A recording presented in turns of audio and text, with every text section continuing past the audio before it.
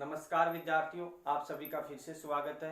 कल हम बात कर रहे थे यहाँ पे अवशोषण शीर्ष के विस्थापन की कि किस प्रकार से अवशोषण शीर्षों का विस्थापन हो सकता है। तो यहाँ पे हम बात कर चुके थे बैथोक्रोमिक विस्थापन की और हिप्सोक्रोमिक विस्थापन की, जिसे हम क्या बोल रहे थे, इसको रेड शिफ्ट भी बोल रहे थे या रेड विस्थापन बोल रहे थे। इसे रेड शिफ्ट के भी नाम से जान रहे थे और इसे हम क्या बोल रहे थे, ब्लू शिफ्ट। यहाँ पे देखिए हम दो टॉपिक यहाँ पे इसके अंतर्गत दो बातें कवर कर चुके थे कि बैथोक्रोमिक विस्थापन क्या था। एक बार दोबारा से रिपीट कर देता हूँ कि यहाँ पे अवशोषण शीर्ष का विस्थापन किधर की ओर हो जाता है, किधर हो जाता है, जिधर क्या हो, उच्च वेवलेंथ वाला रीजन हो, यानी उच्च तरंग दैर्ध्य वाला रीजन हो, उधर की ओर हमारा जो पीक्स है या अवशोषण शीर्ष है वो विस्थापित हो जाता है, अर्थात रेड कलर की ओर विस्थापित हो जाता है।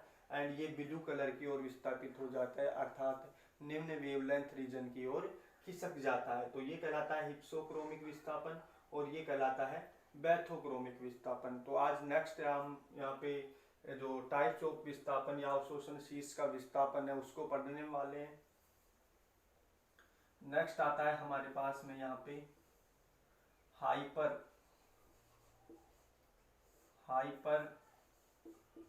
क्रोमिक विस्थापन। देखिए इसके ऊपर चर्चा करते हैं कि हाइपर क्रोमिक विस्थापन क्या होता है। मान लीजिए हमारे पास में कोई ऑर्गेनिक कंपाउंड था जिसके ऊपर हम क्या डाल रहे थे, यूवी रीजन से विकिरणों को आपतित कर रहे थे। इसके ऊपर ये यूवी रीजन से विकिरणों का अवशोषण कर रहा था। यदि इसमें क्या आ रहा था, कोई नया समूह आ रहा था या कोई परमाणु आ रहा था, या फिर हम यहाँ पे क्या कर रहे थे, किसी विलायक में परिवर्तन कर रहे थे, जिसके दौरान क्या हो रहा था, वेवलेंथ में परिवर्तन हो रहा था, अवशोषण की तीव्रता में परिवर्तन हो रहा था, जिसके कारणवश से किसका विस्थापन हो रहा था, अवशोषण शीर्ष का विस्थापन हो रहा था। तो यहाँ पे देखिए हाइपर क्रोमिक विस्थापन में क्या होने वाला है, तो इधर देखिए भाई यहाँ भी होगा क्या भाई, अवशोषण शीर्ष का विस्थापन ही होगा। जबकि यहाँ पे सबसे पहले क्या होगा, यदि कोई नया ग्रुप आ जाता है किसी ऑर्गेनिक कंपाउंड में तो अवशोषण विकिरण की तीव्रता में वृद्धि होगी और तीव्रता में वृद्धि होने के बावजूद जो हमारी शीर्ष का विस्थापन है वो ऊपर की ओर हो जाता है। किधर हो जाता है, ऊपर की ओर विस्थापित हो जाती है। सपोज करिए मैं इस डायग्राम में हमारी पिक्स यहाँ पे प्राप्त हो रही थी, तो अब हमारे पास में क्या हो रहा है, अवशोषण की जो तीव्रता है, मैं यहाँ पे लिख देता हूं, अवशोषण की तीव्रता, अवशोषण की तीव्रता बढ़ रही है, जिसके कारणवश से क्या हो रहा है, जो हमारा अवशोषण शीर्ष है, जो एब्जॉर्प्शन पीक्स है, वो किधर खिसक जाता है, ऊपर की ओर, ऊपर की ओर खिसक जाता है। तो पहले हमारे पास में देखिए यहाँ पे लैम्डा मैक्सिमम का मान आ रहा था, तो अब देखिए किधर खिसकेगा, ये यहाँ पे चला जाएगा किधर भाई, ऊपर की ओर खिसक जाता है। देखिए ये मैं इसको डायग्राम के माध्यम से दर्शा देता हूँ। तो ये कौन सा शिफ्ट कहला रहा है, यदि यहाँ पे हमारा जो सिग्नल या जो शीर्ष है किधर खिसक रहा है, ऊपर की ओर खिसक रहा है, तो इसे हम बोलते हैं क्या भाई, हाइपर। देखिए नाम से प्रतीत हो रहा है, हाइपर मतलब कि ऊपर की ओर, हाइपर क्रोमिक विस्थापन। तो ये तीसरे प्रकार का था। तो यहाँ पे जो शीर्ष है वो किधर खिसक रहा है, ऊपर की ओर खिसक रहा है। तो यहाँ पे किधर खिसक रहा था, दाईं ओर, अर्थात उच्च वेवलेंथ रीजन की ओर। यहाँ पे कहाँ पे खिसक रहा था, ब्लू रंग की ओर, निम्न वेवलेंथ रीजन की ओर।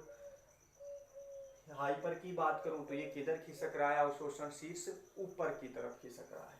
देखिए नेक्स्ट यहाँ पे टाइप की यदि मैं बात करता हूं तो देखिए किधर खिसकता है, हमारा फोर्थ टाइप आता है यहाँ पे हाइपोक्रोमिक विस्थापन। क्या आता है भाई, हाइपोक्रोमिक विस्थापन। हाइपोक्रोमिक विस्थापन।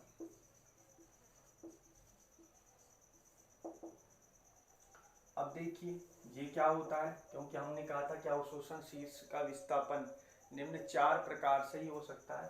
कितने प्रकार से हो सकता है? 4 प्रकार से। जैसे फर्स्ट हमने पढ़ चुके थे बैथोक्रोमिक, हिप्सोक्रोमिक, आज पढ़ लिया हमने हाइपरक्रोमिक, और पढ़ेंगे हम कौन सा?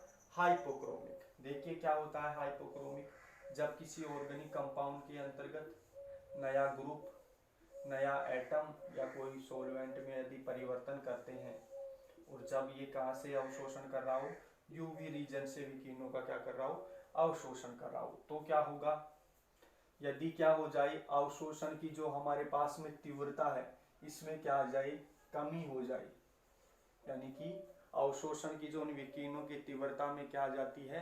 कमी आ जाती है, जिसके कारणवश से देखिए हमारे पास में क्या होगा? जो अवशोषण शीर्ष है, क्या है भाई? अवशोषण शीर्ष या एब्जॉर्प्शन पीक्स है, वो नीचे की ओर शिफ्ट हो जाता है। किधर हो जाता है? नीचे की ओर शिफ्ट हो जाता है। जैसे डायग्राम में हम बना सकते हैं। सपोज करिए हमारे फर्स्ट में जो हमारा पीक्स थी, जो यहाँ पे प्राप्त हो रही थी, अब यहाँ पे देखिए अवशोषण की तीव्रता में ये ऑर्गेनिक कंपाउंड है वो क्या कर चुका है? कमी कर चुका है, जिससे अवशोषण शीर्ष क्या है? नीचे की ओर धस चुका है, यानी कि गिर चुका है। तो आप देखिए चित्र के माध्यम से यहाँ पे मैं शो कर देता हूँ कि अब ये यहाँ पे नीचे की ओर धसा हुआ है, तो ये नीचे की ओर। यहाँ पे समझ में आया होगा हाइपोक्रोमिक विस्थापन क्या है। तो यहाँ पे एक बात समझ में आई कि अवशोषण शीर्ष का विस्थापन कितने प्रकार से हो सकता है?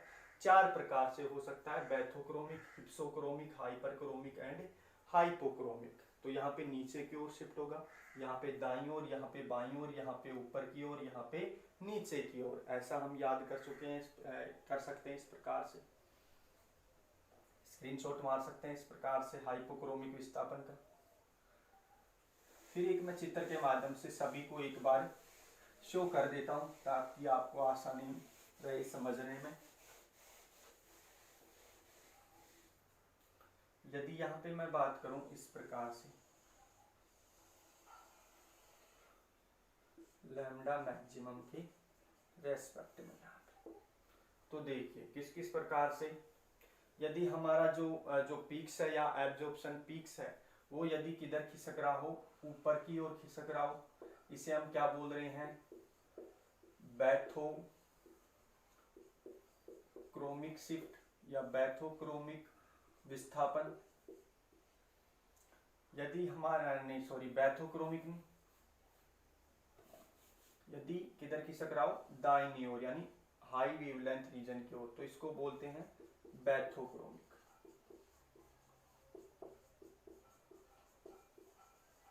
बैथोक्रोमिक विस्थापन।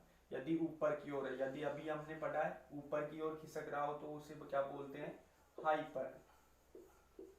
हाइपरक्रोमिक। यदि नीचे की ओर खिसक रहा है तो हम इसको बोल रहे हैं क्या? हाइपोक्रोमिक।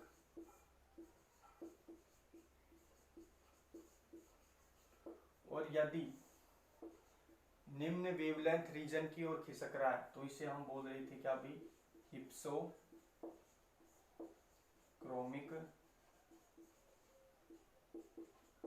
विस्थापन। इसे हम क्या बोल रहे थे? रेड शिफ्ट भी बोल रहे थे। इसे हम क्या बोल रहे थे? ब्लू शिफ्ट भी बोल रहे थे। तो इस प्रकार से एक चित्र के माध्यम से आपको एब्जॉर्प्शन ऑफ जो पीक्स का है, वो जो डिस्प्लेसमेंट है या जो शिफ्ट है, वो आपको समझ में आई होगी। मैं आशा करता हूँ कि आपको ये जो टॉपिक है ये बहुत ही इम्पोर्टेंट है और आप ध्यानपूर्वक समझे होंगे। Thank you.